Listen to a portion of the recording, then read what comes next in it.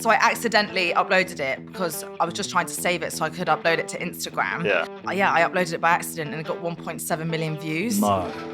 The effort versus the reward is Yeah. not worth it. Yeah. I've shared a lot about how my life is as an amputee, Yeah. and I feel like since I've grown, I want my audience to grow with me. Yeah. So I'm not just doing content about that anymore, and I'm doing things that I'm passionate about. Milly Pickles, welcome to the podcast. Thank you. Thank you for so coming. much.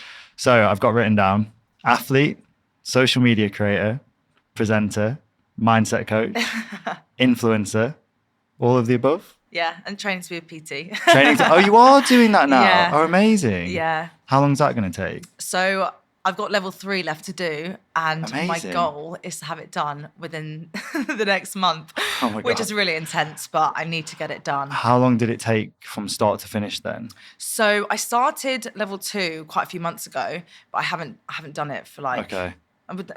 until 2 weeks ago, I hadn't done it for quite some time. Yeah. Because other things took over. So that's why it's crunch time, get it done Got to get quick. it done. What was the motivation to do it in the end? For me, I really wanted to level up my content, and I don't think it's right for me to show this is how you do this exercise if I'm Yeah. not qualified. Yeah. And as an amputee as well, I know that there wasn't many people online helping other amputees figure out how to exercise. And that was something that was really hard for me Yeah. before I had to teach myself. So I'm doing it, 1, for better content, 2, Yeah. to help other amputees, and 3, because I would love to just know more myself. Yeah. Is that the top level 3 then? Yeah. Okay. Well, that's you've got the gym instructor course, which Got it. is level 2. Yeah. Then PT's level 3. Then you can do level 4 nutrition and go on to do more. But I'm just doing level 2 and level 3 for now. Amazing. So are you going to take on clients? Is it that kind of vibe or? I don't think so. No. I think I'm too busy Like, to no. take on clients. But you never know. One Yeah, day, yeah. if somebody came to me and they desperately really needed help, I know I'm a sucker to help people. Yeah. So if I could bring them on, I would. But that's not the goal or plan. No. It's just to level up your content. Yeah, exactly. Makes sense. I remember when we were talking about that ages ago. I'm so happy you did that. Thank you. So talk to me. I want to talk to you about the first time you posted on socials. What was that like? So I guess there's 2 different parts to this. Yeah. Because the first time I posted on socials after losing my leg, Yeah. I did it because I just thought I can't go from 2 legs to 1 here. I think people are going to notice something's a bit off. Okay. Because my close friends knew, but not Yeah. the wider circle. So I just did a post briefly explaining, and I was shocked at the response. I didn't actually expect anyone to reply. I didn't Yeah. even think about it. So that was the first time I posted. Yeah. But then I shared my story on and off for 2 years because people were curious about my Yeah. physio journey. And then it was only when TikTok, I downloaded it in lockdown, and the first video I uploaded to TikTok was actually an accident because... I slipped and I accidentally posted a video. Well, I refused to download the app for so long because it was a kids app. Yeah. And then my sister, she had it, and she's older than me. So I thought, if you've got Really? it, I can get it. How much older is she? 4 years. Oh, wow. Yeah. Okay. So I downloaded it, and there was a flexibility challenge that was going on, and I'm not that flexible, but I can take my leg off. Yeah. So I just took my leg off and did that instead. So I accidentally uploaded it because I was just trying to save it so I could upload it to Instagram. Yeah. And I uploaded it by accident, and it got 1.7 million views. No. When it was purely to put on And Instagram. how long? What period of time did it do that? Oh, it was really quick. Because I kept going to Really? Mum oh my God, it's on this Like now, your it's on phone this. was going ding, ding, Yeah, ding. I think it was within a day. Wow. Yeah. So That was back in the day where you could post a TikTok and it could do that Yeah. first time round. but then after that, I was chasing it. Yeah, exactly. I was like, that's the first one. Did you have any more shortly after that performed the same? I actually had the one straight after were hundreds of thousands of views. Oh, wow. And I was like, it's not good enough because That's, I got 1.7. That's typical you. Yeah. I want it better than last time. But now I look back at that and I realised how good that actually was. Yeah. But yeah, I've had quite a lot that have been 1 million, 7 million, Okay. 9 million. So you never planned to be a content creator then? No. It was just an accident. That's incredible. But after my accident, I knew that I was saved for a reason, and I wanted to help people. Yeah. And I wanted to find that reason. Yeah. And I feel like it was just given to Just me. fate. Yeah. Yeah. And it was then that I realised that I cope really well with my accident, and this is Yeah. how I'm meant to help people by sharing my life and showing that life does go on. Yeah. So it was an accident, but I'm so glad it happened. Because prior to that, you were in marketing, right? Yes. How did that kind of, I guess, help the social media journey? Yeah, I think it helped massively. So I studied marketing at university. Yeah. Then I worked in total for 2 years at Chelsea Football Club in marketing. And I did partnership marketing and also fan engagement. Mm-hmm. And the whole process of, planning a campaign and executing it is very similar to what I do now in my job, Yeah. except I'm just doing it for myself. Yeah. And even with data analytics, I track every single thing that I post and analyze it. And I did that in my job at Chelsea. And if it wasn't for that, there is no way I remember I'd do the that. Excel sheets that I used to get sent. Yeah, I remember those. And I used to be like, she's got it. Yeah. I now do it on Notion. Oh, I mixed it up. Fancy. Yeah. Marketing's one thing. Content creation is a different thing. What was that learning curve like? I definitely think my content's got a lot better from when I started. I've really enjoyed the whole process. Yeah. I think it's cool the fact that I'm able to do every step in the process. And that's something that I just really enjoy. And I've liked learning video editing and things like that. Yeah. There's a lot of pressure to post. Do you use a video editor? Do you have a... I have done. Yeah. They're really expensive, unfortunately. But I think on TikTok, people just prefer authentic content on your phone. Yeah. And it actually didn't do that well. So I thought, why am I paying when it's not even delivering the results that I would like, really? I think only YouTube, because you need high value production, that works. It's interesting you say that, because we speak to a lot of our creators and they're trying to not move, but I guess add YouTube into their remit in terms of a platform. And their biggest thing is just, oh my God, it takes so much longer to film and edit a YouTube video comparatively to a TikTok. And I don't want to say that YouTube's harder, but I just think that the time you've got to put into it is so much more than short form content. Yeah. So have you jumped into shorts? So I need to do shorts. I keep saying this to myself. Yeah. The thing is, I actually really like doing long form videos for YouTube and editing them. Yeah. It's just, unfortunately, the effort versus the reward is not worth it at the moment, even though I really enjoy it. Yeah. So I'm focusing on TikTok and Instagram, but I really should just upload onto YouTube at the same time. I'm just aware that you have to change the content slightly for each platform to make it fit. I don't want to just upload the same stuff. Yeah, just repurposing it. Yeah. When you first started posting content after your accident, did you have a plan of the type of content that you were going to post? Or was it just, I'll just post anything and see what works and what doesn't work? It was definitely, I'll post anything and see what works. The thing is, at the time when I thought, okay, I found my purpose and it's to help other amputees. Yeah. And show my life as an amputee, it was definitely that direction. And I'm so glad that I've done that, because it just helped people have more awareness around my disability. Yeah, massively. As well as find other people like me, because I couldn't find anyone when I lost my leg. Yeah. So having that community and posting about it, I'm so glad that I did that. What was that like having those people reaching out to you and saying, one, you're inspiring me, two, how'd you get through this? What was that response like for you? You saying that literally gives me goosebumps, because it meant so much to me, because what I didn't have, that's all I wanted. So knowing that I'm that for other people, and even those who aren't disabled amputees, it's people that have just gone through something tough and they came to me, and I got quite emotional on some of them, and I just was so grateful that they felt they could come to me. And it was definitely overwhelming, but I'm very, very happy that people have come to me. How long after the accident did you start posting? So that was April 2020. And then I left my job at Chelsea in January 2021. Got you. So you'd been doing it for a good, 8 months? Yeah. Thereabouts? It's just crazy to think. Yeah, that's I left quick. that quickly. So quick. But I was so stressed because I was training because I wanted to be in the Paralympics at the time. Yeah. And then working a job, which I did more than 9 to 5. Yeah. And then filming content every day. Yeah. Worked on the weekends. I was burnt out. What was the tipping point then to go full time with it? I wanted to go full time with it from October. And it was because I was burning out.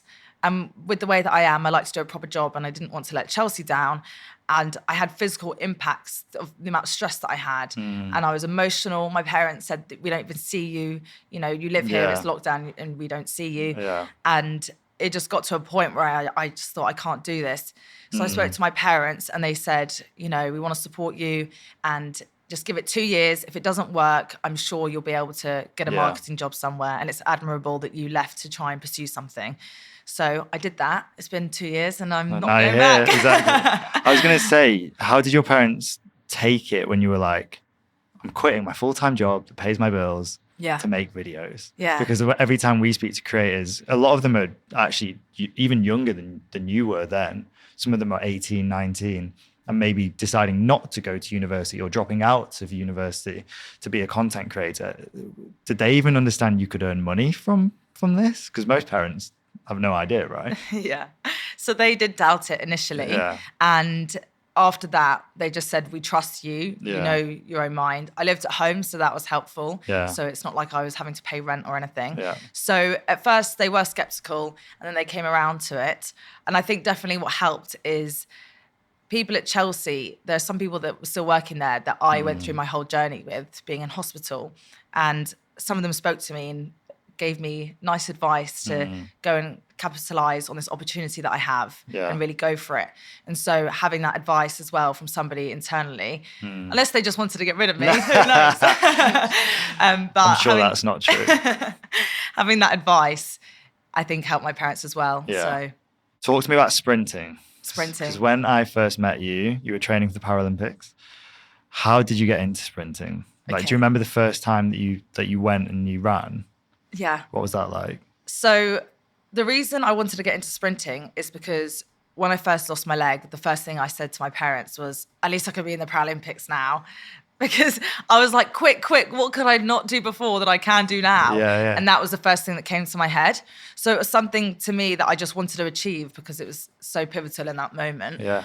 And so I really set out to do that. And I used to do running before, but it was 800 meters. So I thought, you know, it's a new leg, new sport. Why don't I just mix it up? Yeah. And it took ages for me to be able to run after I got my running blade, purely because I have an amazing coach. And she was like, you got to walk before you can run. And I do a lot of training with her. And it was COVID, so you sometimes couldn't get onto the track. Yeah. So it was about 6 months until I could actually sprint. Wow. And then, Did it just feel the weirdest thing in the world the first time you did it? Yeah. It even feels weird now, to be honest. Really? Yeah. It's like you're running on bouncy marshmallows. It's crazy. Really? And because you have different blades, right? Yeah. For different... I'm going to sound so stupid. Different distances? Yes. Or, yeah. Oh, there we go. You're not stupid at all. I did listen to you. I did listen.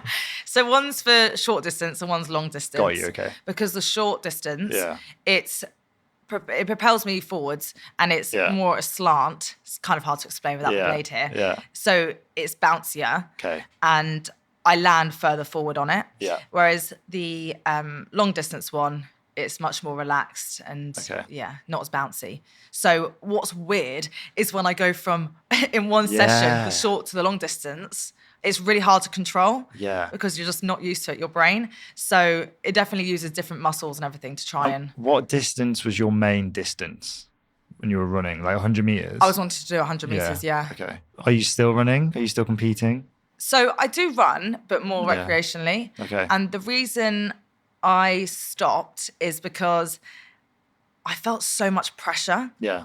It's actually really interesting because I had so many people online saying, can't wait to see you in the Paralympics. And I never once announced on social media that that's something I was striving to do. It's just everybody just assumed, oh, you're a power athlete, you must be trying for the Olympics. And I mean, I guess correctly. But I just felt this overwhelming sense of pressure. Yeah. And it just made me fall out of love with it. Really? And I dreaded going to the training. I didn't want to be there. And it felt like a weight on my shoulders. And then it took a lot for me to admit that I'm done with this. And when I told my coach, she was so understanding. And then I really enjoyed running again. Was it pressure from people online or around you? Like friends, family, that kind of thing? Online. Yeah. And I also think as well, things are picking up with social media that I couldn't give it 100%. And Right, so that okay. was also a factor. But the one that affected me the most was the amount of times I'd see about the Paralympics. And it just made me, That's the thing I was speaking to Toby about earlier, is the positive and the negative of what you get from being online. And I didn't think that the pressure of people being like, good luck, Millie, would then cause you that pressure. It's mental. So now you do it recreationally as a hobby. Yeah. Do you think you'd ever go back to competing? Or It's funny you say that because I got asked that yesterday. really? Yeah. I don't think so. I think as well, my training, it was so particular. It's so intense, right? So intense. Yeah. And I couldn't do so many other sports. And I like trying new things. I like I having love fun. your series where you're trying different sports. To really be the best, right, in your industry, you've got to give it everything. And I guess you were wanting to do social media. You were wanting to do sprinting. You just can't really do both. Yeah, you can't. So once you finished, or kind of, I guess, said, I'm not going to be a power athlete, and threw yourself into social media, what was it you wanted to throw yourself into on social media? Do you know what? I don't think at that time it was anything in particular with social media. I just knew I wanted to help more people and make a larger impact, because the overwhelming thing with me after my accident is I just want to help as many people as I possibly can. Yeah. My mindset really shifted, and I just really felt like I learned the value of life. I just wanted to share that. Yeah. And so all my goals that I have, the only one that didn't actually align with that was me going to the Paralympics, because I thought that's not helping other people. Yeah. That's just something for myself that, I don't know. So it just didn't align with me. So I got rid of that. But then obviously growing on social media, but then I really want to write 2 books, love to get into presenting, have my own business. Yeah. There's a lot of goals that I want to achieve. Got a lot of goals, Millie. That's one thing I do remember. Lots of goals, which is a good thing. But like you say, it's hard to focus on one goal, let alone having 4 or 5. And especially when the sprinting's adding so much to your plate, just time-wise, must be really, really intense. In terms of what you're doing online now, and I call it what your purpose is online, is it to raise awareness? Is it to educate? Is it a bit of both? I think it's to entertain and educate. Love that. Yeah. And it definitely was awareness at the start. Yeah. But I've shared a lot about how my life is as an amputee. Yeah. And I feel like since I've grown, I want my audience to grow with me. Yeah. So I'm not just doing content about that anymore, and I'm doing things that I'm passionate about. Yeah. So on TikTok, I'm very much doing still amputee stuff, Yeah. me just chatting rubbish, just me being me. And then like resilience, mindset, productivity, wellness. Yeah. Whereas Instagram's more of just a focus of resilience, wellness, and productivity. Talk to me about mindset. Yes. Because one thing I think that you and I have in common is our mindset. Yes. And your name's Emilio and I'm Amelia. There we go. Yeah, exactly. But where does it come from? Like where does when you wake up in the morning, where does that positive mindset start for you? It's funny because people are really shocked at how positive I am. Yeah. And I get a lot people asking, oh, you must have your down days. Yeah. And people that are really close to me, my family and my friends, when people ask them, they're like, no, she's genuinely is fine. And people just don't understand it. Yeah. And for me, I just think I know how lucky I am to be alive. Yeah. And I really just want to make the most of every day, because being so close to death, you do really realize how lucky you are. And I've always been very driven, but it increased tenfold after my accident, because I just thought, I'm here, I'm saved, let me go make the best of my life and help other people. So I think having that really drives me forward. Affirmations, talk to me. Because this is the one thing that we don't have in common. And it's not because I don't agree with it, it's just I've never done it. Yeah. How does it work? What do you do? Teach me. I feel like affirmations, a lot of people are skeptical about them, because there is a lot of skeptical people that I speak to about it, and I think that's maybe why I haven't done it. Yeah, because if you say I am this person, people think, well, I know I'm not, so I just feel rubbish, and completely defeats the point of doing an affirmation.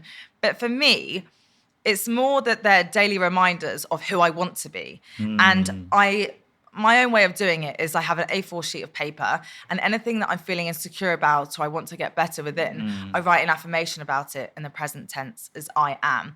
And then I read through it, and I read every affirmation a minimum of 5 times, but I usually do it until I feel satisfied by it.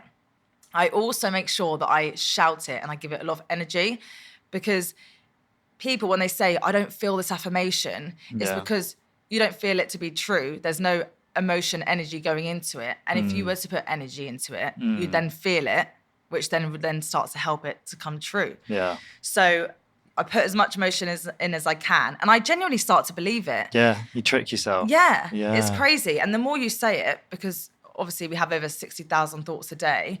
Really? Yeah. Wow. Yeah.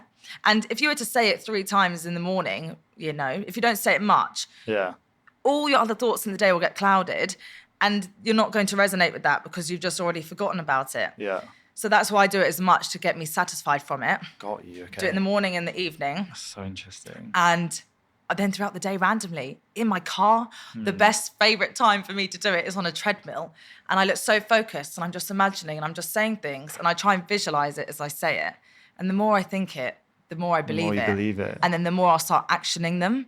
I guess it's similar to, and this is more of a negative thing, but when people lie, they say that sometimes you start to believe your lies, and a few years later, you're not really sure if you like what the truth was, what the truth wasn't, and it's because you've tricked yourself into it. I don't do affirmations, and this might sound crazy, but something that I do is, before I've set out to do something, for example, a podcast, I've told people I'm already doing it. Like, I'll be like, yeah, I'm starting a podcast, and I haven't even like bought a mic. I haven't spoken to anybody, because I guess it backs me into a corner to have to do it.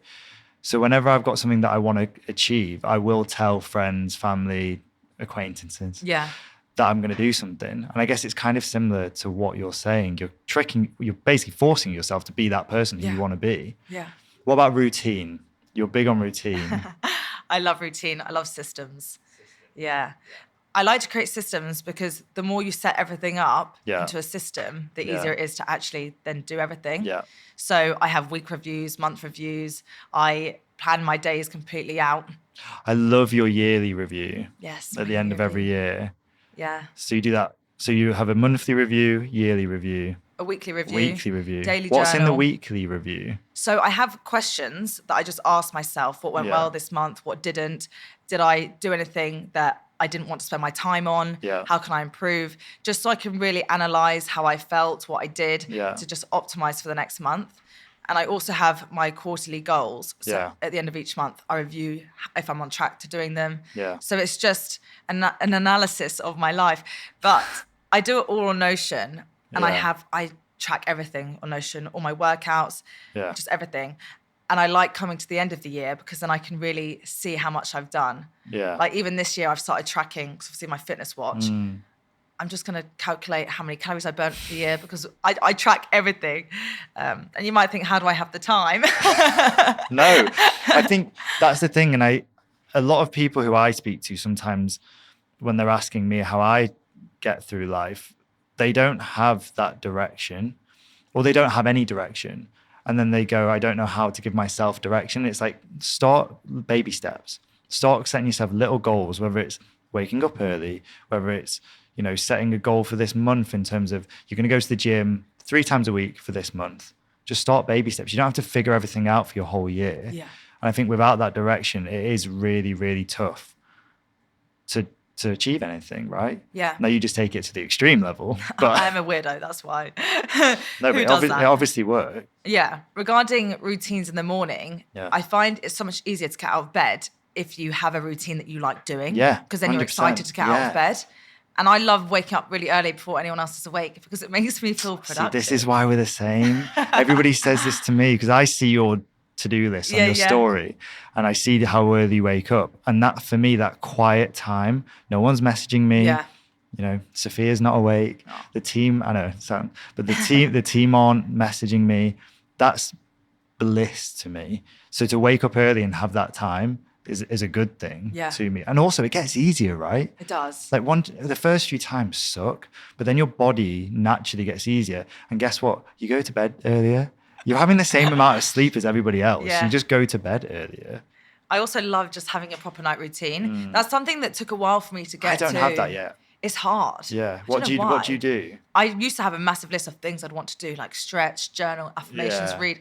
Now it's just read. Yes. because I want to read 12 books minimum this year, and reading puts you in a nice mindset to go to sleep. I try and put my phone on the other side of the room.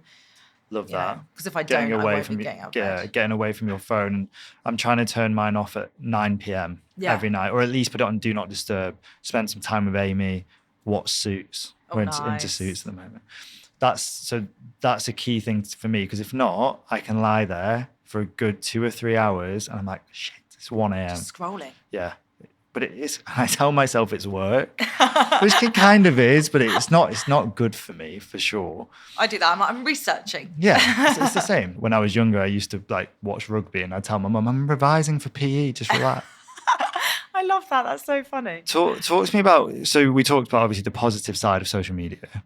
Talk to me about the negative side of social media and your mindset around the negativity that you've received. I mean, one, have you received negativity online? Not really. No. I think the only person was a lady called Karen, which is quite funny. Was she actually called Karen? Her name was Karen. Oh my God. Which made it even better. Yeah. And she commented on my YouTube saying, "You're just milking the cash cow." And I found it hilarious. Did you reply? Did you delete? Do you know what? Bless my followers. A load of them replied on my behalf. Love that. But yeah, apart from that, I actually haven't received much hate at all. No. If any. I get sometimes amputees saying it's not fair how you have so many legs, because it's hard to get legs on the NHS. Right, because got I partnered you. with OSA. Yeah. I'm really grateful Yeah. that I get legs. But apart from that, I don't. What would your advice be for the people online who do get that hate? I think what matters is your mindset. Yeah.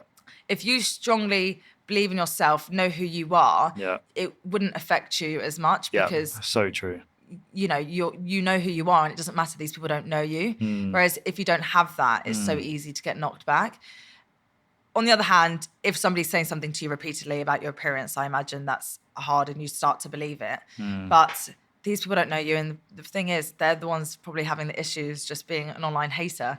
So yeah, I guess it's hard for me to say because I haven't experienced it, but I do think your mindset towards these things is so powerful. It's so true what you're saying. I was speaking to Amy about this the other day, and I think that if you truly are doing everything in your power to achieve what you're wanting to achieve, if you're working as hard as you can, you're working as smart as you can, and someone gives you hate or abuse or questions you, you have the innate confidence to be like, I know what I'm doing. I know I'm working hard. I know that I'm doing good, that I'm trying to share my story in your case.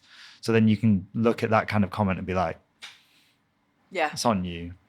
I guess as well, you can block certain words, right? Yes, in your comments. you can. So that could be a good tactical Have you blocked thing to do. certain words? I don't think so, no. I was talking about that earlier with one of our team, that it's not really a fix in terms of platforms putting in new tools to block the hate, because that's not fixing the problem. You're just stopping people from the ability to commit that action. Yeah. You actually have to boil down to why are these people making these comments? Like, what's going on in their life? Can you help them? Because 9 times out of 10, for example, we did a documentary last year about hate online with Caitlin and Leah. And they were saying that, well, we interviewed a few people and we actually got to interview a hater, and they were saying the reason why they commented is because they were basically, and this might sound a bit weird, but they were talking to themselves. So they were projecting. So they were saying things like horrible things, but it was like they were saying it to themselves as a way to say it to themselves. And now if they look back, they would never do that again. So you need to kind of look at the person and go, why are they doing this? Before you start looking at yourself going, oh God, yes, what they're saying is what I actually am. Yeah. Yeah. I guess because when somebody's really struggling, they just want to get that feeling out. Yeah. So then they just say it to whatever to try and make it tangible to get it out. Exactly. That I'd never, ever thought of it like that before, but that makes a lot of sense. Complete projection onto somebody else that isn't going to know who you are. It's probably never going to respond to you. Might not even see your comment because they've got so many followers. I'm just going to say what I want about myself to you because you remind me of me. Yeah. And then I'll get it off my chest. I always say this, and you were actually one of my examples of positive, I guess, results of people being online. Not just the following you made, but the fact that you've like made friends with people that you never would have made friends with, like Monica. Yeah. You never would have met. Yeah. That to me is one of the best things about social media. It's helping the people. You being the person you would have always wanted to see online is amazing to me. But having an eye opener to the negativity online, and I never want to focus on the negativity online, but not enough is done to protect audiences online, because realistically it's them that are using it. Yeah. So it was incredibly eye-opening. I like what Elon Musk is doing with Twitter though. Yes. With you have to pay, I think it's £9 or something. Yeah. And you get your account verified. Yes. And you if people are going to give hate. There's backlash to it from really the celebrities who don't want to pay, which is crazy. You pay £9 to do it, which you're like, you can afford that, Brad Pitt, chill out. But from a safety point of view, it makes sense. That's the number one fix. Make people give their ID when they sign up to an account. Yeah. It's so simple. Like you would never get, and you would get hate, but you wouldn't get anywhere near the hate that you get now if you just had to register who you actually are when you sign up. It makes so much sense. Simple. And for anything else in life, you would pay £9 to use it. Netflix, Amazon Prime. But for Instagram, TikTok, you don't want to pay for it. It makes no sense. And then people complain when there's ads. And you're like, how do you think that, one, the people on there are paying for their content? And two, how do you think that, Facebook, YouTube, Instagram are funding their platform? Yeah. It's crazy. It is mental. Talk to me about coaching. Yes. When did you decide that you wanted to become a coach, and what's that journey just been like? So I have wanted to do this for a long time. And then I did Rob Dahl's coaching course, but it doesn't give you a qualification. So even though I've done one, I still really want a qualification. Right. So I'm doing another one. And what would the qualification be in? So I'm doing another one that will actually give me a certificate, which is life coach. Got you. Okay. But I really want to be a resilience coach. Love that. So I'm yet to figure out how I can be a resilience one, because the whole coaching industry is still very new. Yeah. And so there isn't one legitimate board. There's like a few. And I've spoken to other coaches and they recommended the one that I'm going to do, which looks really good. But yeah, so I did the first one last year around this time, and it was really intense, but I loved it. And then I really wanted to do one-to-one coaching initially because I just wanted to help give value and impact people more. Yeah. But I found that I really didn't have enough time, which I was gutted about. Did you have too many things that you wanted to do? Yeah, I just had too much on, and I thought, I've done the course. Yeah. I've tried, and I've learned that I'm not going to do one-to-one coaching. And that was a good process for me to go through. I had to do it to find out. But doing the other course that's coming up is, one, for my knowledge, two, so I could potentially do group coaching, because I think that's a better idea. Yeah. And so I can just level up my content. And when you have done the one-on-one coaching, what's the feeling been like helping somebody one-on-one? Really, really good. Yeah. You also take on a lot of emotions, and it's important that you don't get emotionally attached, and that's hard. Yeah. Because you buy into that people. Yeah, exactly. Yeah. And that's tough. You have to be aware of those energies that you're taking on. I guess it's hard to switch off. Yeah. Because you're constantly thinking about, so-and-so is going through this. I wish I could help right now, kind of thing. Or even like young girls that are struggling with things, When you were doing the coaching, what would you tell them about being resilient? Like, what were your tips? So there were some people that were really scared to show off their body. If they were out in public, they'd think somebody's looking at me, judging me. Yeah. And they were so afraid to show themselves. And the more you show yourself and you show up, you realize those fears go away. Yeah. And it's so important that you just fight through those fears, because if you just stay in your comfort zone, you will never be able to fight past them. Yeah. And fears, it's a weird one, because fears keep us safe at the end of the day, because you're just staying in your comfort zone. Yeah. And to fight that fear, that's when you have to face them. Yeah. So I essentially said, you need to face those fears. You need to wear what you want to wear, not cover up because of other people. Yeah. And when somebody's looking at you, you have to choose your perspective. You can either pick the suffering state or the beautiful state. And the suffering state is, somebody's looking at me, I look so awful. Whereas you're giving your brain that information. Whereas on the flip side of that, you create your own narrative. You can tell your brain that, you know, they look at me because I look really cool. Yeah. And you have a choice. And whatever question you give your brain, you can find the answer. So if you think, why is that person staring at me? Yes. And you think negative ones, you can always think of the other side. So it's just opening up their mind to realize that their brain, what they hear isn't necessarily the whole truth. And you can look at your thoughts and acknowledge if they're truth or a lie. So it's so funny you say that, because my sister-in-law, very into mindfulness, mental health, mindset. And we were talking when we were on holiday last about how you can choose how you feel. You can direct your feelings in certain directions. And I was like, what are you on about? Like, I'm mad, I'm happy, that's how I am. And she was like, no, you can wake up tomorrow and be mad, but decide to have a happy day. Yeah. And when she did tell me that, it has kind of changed the way in which I do deal with things. Yeah. So if I have a bad day at work, or I argue with Amy or something, I do think back to that now and go, I can choose to be mad here, or I can change my mind and go in a different direction and choose to be happy. And I guess from a confidence point of view, you can choose to think that people are looking at you, or you can choose to think, they're not looking at me, I'm good, I'm confident, I'm happy. Yeah. It's you aren't your emotions. And I like to view it as there's this little person talking to me in my brain, and I'm on the outside and I look in to see if what that person's saying, if I believe it to be true or not.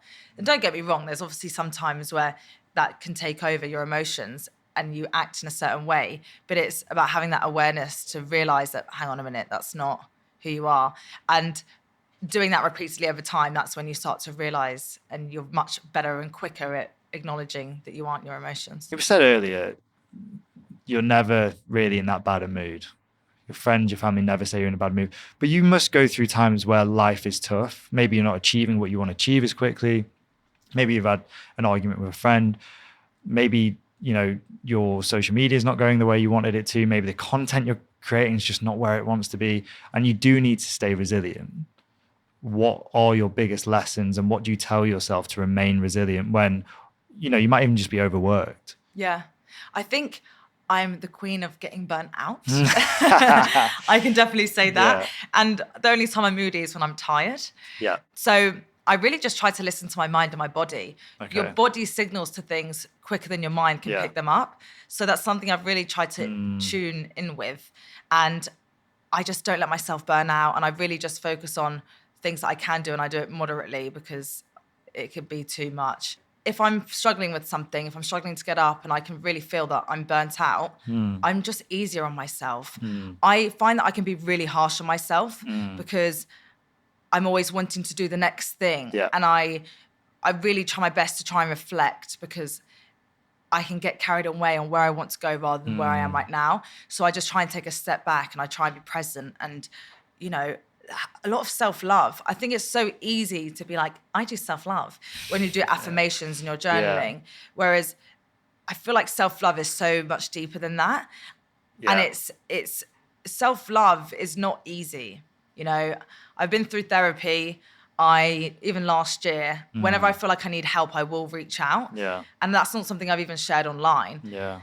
But, and it wasn't that I was struggling. It was that, being very personal here, but I got therapy because I was struggling to understand my own mind between the voice and then not the voice. And I couldn't figure out if I was going crazy or if, like, I just didn't know what was going on. Yeah. So I got a therapist. I'm very proactive to try and help me figure it out, because I couldn't do it on my own that time. And as someone who is really resilient, it's important to know that you can reach out to other people too. What you said about self-love there not being easy resonates with me so much, because I think that self-love has been made into this thing like, tell yourself you're amazing constantly. To me, self-love is tough love. Tell yourself when you're doing something wrong. Maybe you're not working hard enough, or you're focusing on the wrong thing, the negative in your life. And to actually love yourself and to have self-love is to work on yourself and make yourself better. Yeah. And I think too often it's just tell yourself you're amazing all the time. And that's not self-love. That's lying to yourself. Like nobody's amazing every day. Yeah. Like you go through days where you are amazing and you're great at your job, your friendships, your family. But then you go through days where you're pretty crap friend. Yeah. And I feel like you need to make sure that you're focusing on improving yourself instead of just telling yourself that you're amazing. Yeah. But it's funny you should say that about opening up and having therapy. It's not that I never wanted therapy. I just never got it. It just wasn't. I was like, if I want to talk to somebody, I'll talk to my wife, I'll talk to a friend, but they're not trained to talk to somebody about their mental health. So I went to a therapist. Yeah. And I went to 2 sessions, and my stupid brain was like, I'll go in, I'll tell you my issues, and you'll tell me the solution, and then we'll be good. And I went in and told this therapist my issues, and she repeated it back to me and just said, and go and think on that. And I was like, I'm done, I'm out. My brain's like, unless you're going to tell me the answer, I'm just wasting my time. Yeah. But I feel like I need to go back just to get more out of it and figure out what this really is for. Because for me, at that time, I was very like process driven. Whereas now I want to figure out how I can make my brain stronger, really. Yeah. I have so many things to say on that. Because when the first time I ever had therapy, I had 3 different therapists, and that was after my accident. Yeah. And even though I coped really fine and I was well, I just thought in the future, I want to look after myself just in case I won't be okay. And each one of them, I thought, I'm out, just like you did. Yeah. They'd be like, but how do you feel about that? Yeah. I just told you how I feel about that. So Tell why are me, you asking me again? Tell me how to fix it. Yeah. And obviously I'm the same like you. Yeah. I want a solution. Yeah. So I just thought this is rubbish. And then my friend recommended her therapist. Yeah.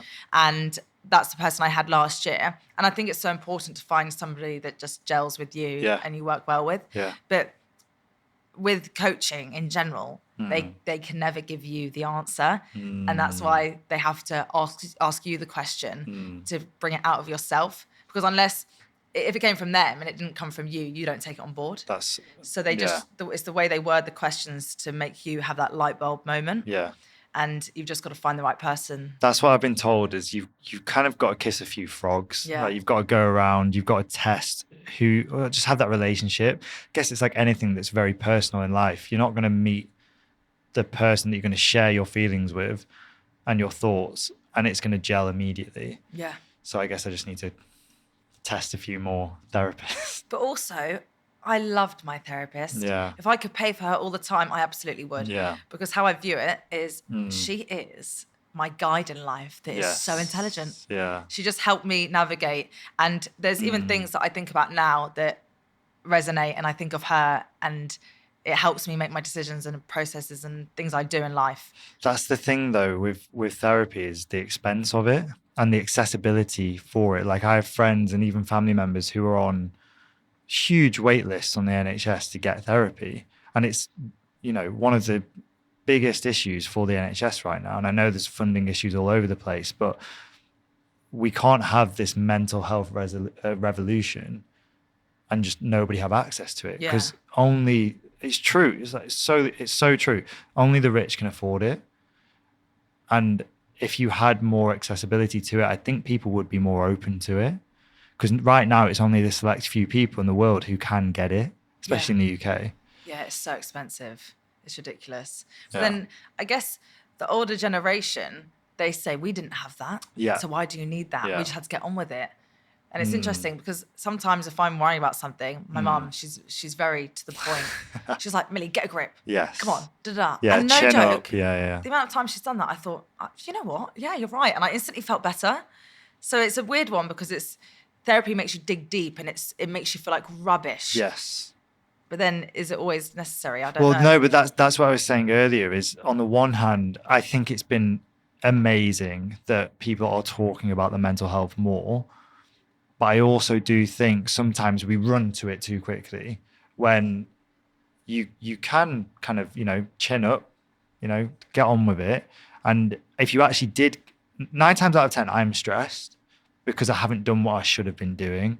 And if I just write a list, I see what's a priority and what's not a priority, I tick off the priorities, I feel so much better.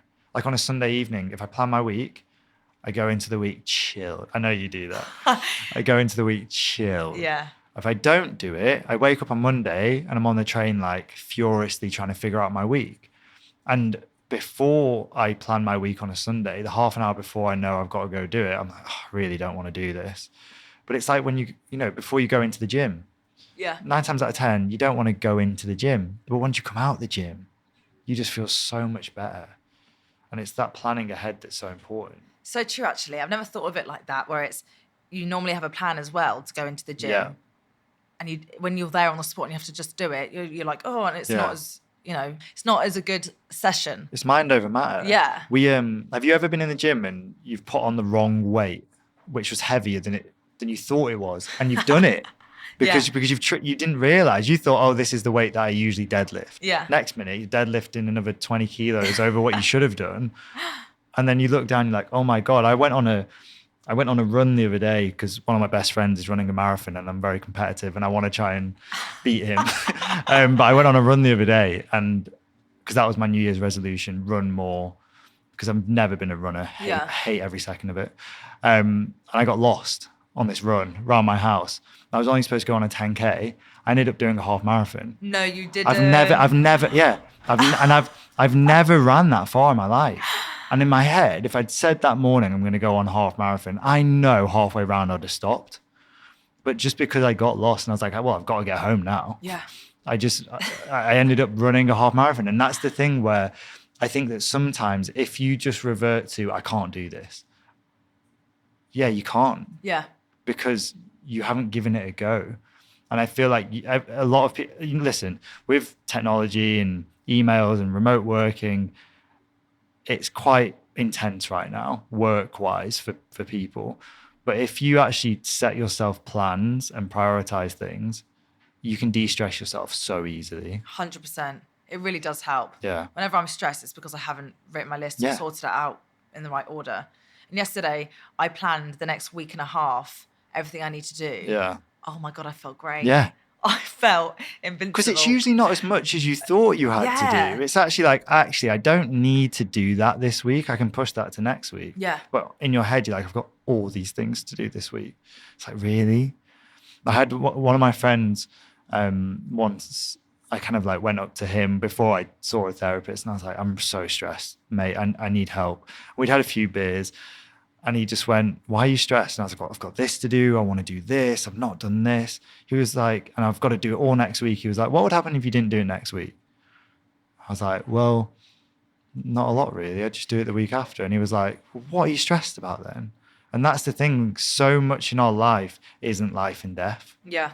As long as you're healthy, your family's healthy, you can pay your bills, which I understand right now in a cost of living crisis is a very stressful thing. But as long as you can kind of get by, you can get through it. But I think you get so overwhelmed with, I want to get a better job. I want to have a better work-life balance. My boss is a dick. Do you know what I mean? Hopefully not me, but and you get so overwhelmed by that. In my mind, one of the other things that stresses me out so much is I do want to achieve so many things. We're very similar. So how do you prioritize the things you want to achieve? So I get stressed out really easily. Yeah. So I just quickly on what you just said. Yeah. I try and think back to my accident because I just felt this internal build-up within my body if I've got so much to do. Yeah. And it's like, I just want to get it done. And that's the only way that will help me feel better. Yeah. And so I just try and think about what I've been through and realize what I'm doing right now, not that deep. Yeah. Like, stop worrying about it. Yeah. And this brand's being a nightmare. It's not really that big a deal. Is anyone going to die? Yeah. Yeah. But with the amount that I want to achieve, I won't be able to achieve all of it if I do it all at the same time. Yeah. So I created a plan of trying to figure out what order I do them in. And so there's like a logical order for each of them. Right. And at the moment, it's posting on socials, doing public speaking, and I'm really off loads still, doing my PT and life coaching course. Just those 4 things. Just those 4, light work. But I just see social media as the main one I constantly do. Yeah. Then it's PT right now, and then life coach with the public speaking in the background. Yeah. Even though I do it a lot. You do it a lot. I see it a lot. I guess like what is the motivation behind the public speaking side of things? Because it is similar to the coaching and the social media, but public speaking takes most people out of their comfort zone straight. I think a lot of people say it's their number one fear over death. No way. Yeah, I don't know. I might completely wrong here, but I'm pretty sure it's been voted the worst fear for most people. That is mental. Yeah. See, I didn't ever do it as a child. I'd always avoid it. Yeah. A lot. Same. And then one time I was forced and then I forgot my words and I was frozen for like 5 minutes. Yeah. And I didn't want to do it ever again. Yeah. And then I think I just grew up a bit and I really wish I could tell you what made me want to do it. I don't know. I just really wanted to. And when I'm doing it, I just act like nobody's in the audience and I'm just myself chatting to a friend. And that helps me stay really natural and calm. Yeah. Sometimes I do feel a bit nervous if I get in my head too much. Yeah. But I just think these people in the room are just people. No matter where they work, what they do, we're all human. Yeah. And that really helps me fight that brain. I guess they're there as well. They're there to listen to you. Yeah. They're not there to judge you. They're not there to make fun of you. They're there to get hopefully some rich knowledge out of you. So there is really nothing to be nervous about. Yeah. I had I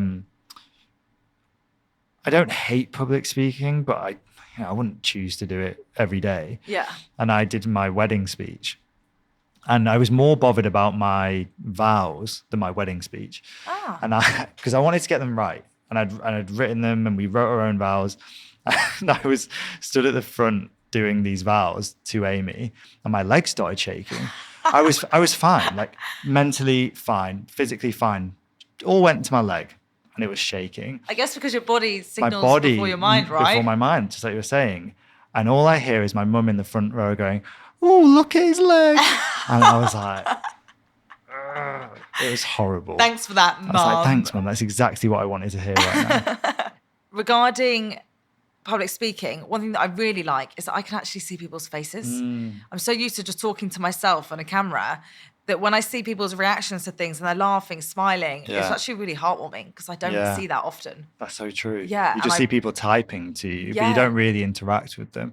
I was going to ask you that with the coaching, because that's one situation where you actually do, like, I know you're helping loads of people online, but bar a few messages back and forth, you don't actually get that physical interaction. So do you get that from the coaching as well?